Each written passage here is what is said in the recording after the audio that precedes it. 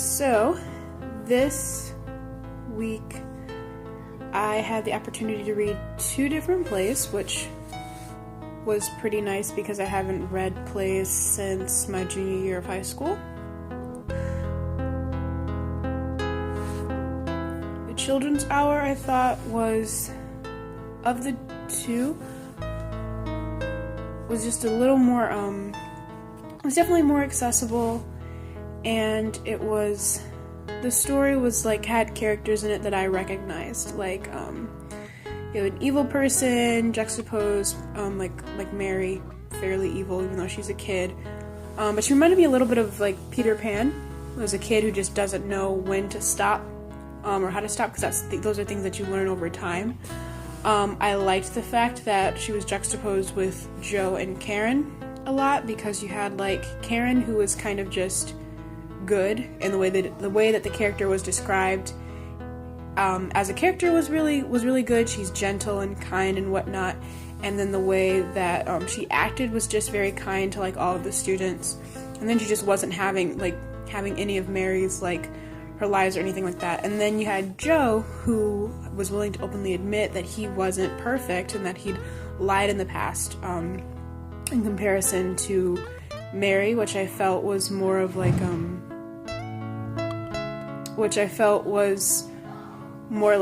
it was a more complicated and thus more interesting relationship, because you have just the person who seems to have always been good, and then you have Jo, who was just different. I enjoyed reading those characters.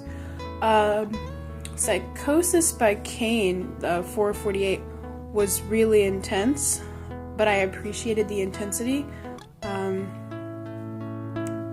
Of course, I'm not Kane, so I can't really say exactly what I feel what it must mean.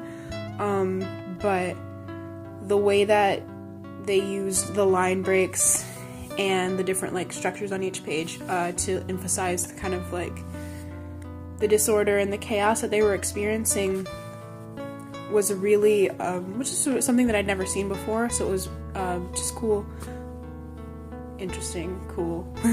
Was just nice to see on the page, in comparison to your typical black text across the page. You really don't see much of the white paper. That Arthur really made use of the space on the page, which I think added to their story.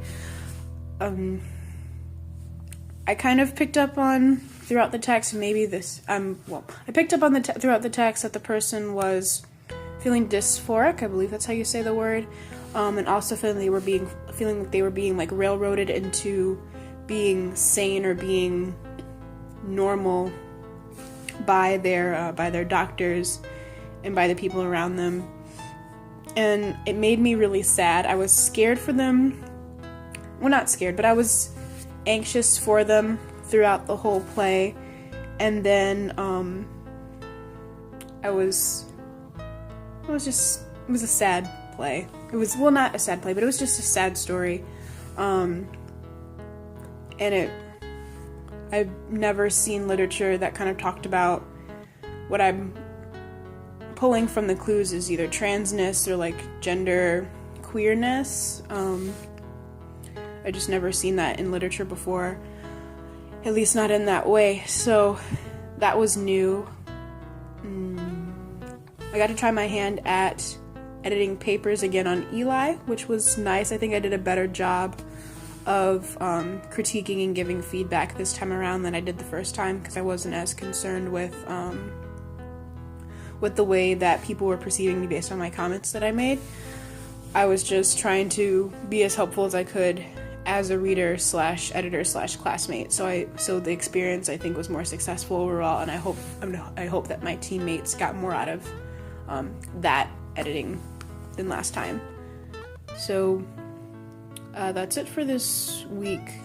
I can't entirely remember what we were supposed to put, what we thought our rating for our grade so far would be in an email or in a video, but I think I would give myself a 3.5. I participate in class, I bring my stuff to class, I write and I try to be in-depth and honest and support all my claims. That being said, I'm not perfect. I don't always speak in class. I have like late videos, and my writing could always improve, so I would give myself a 3.5. Yeah, that's it for this week. I look forward to working with everyone and talking about more books on Monday.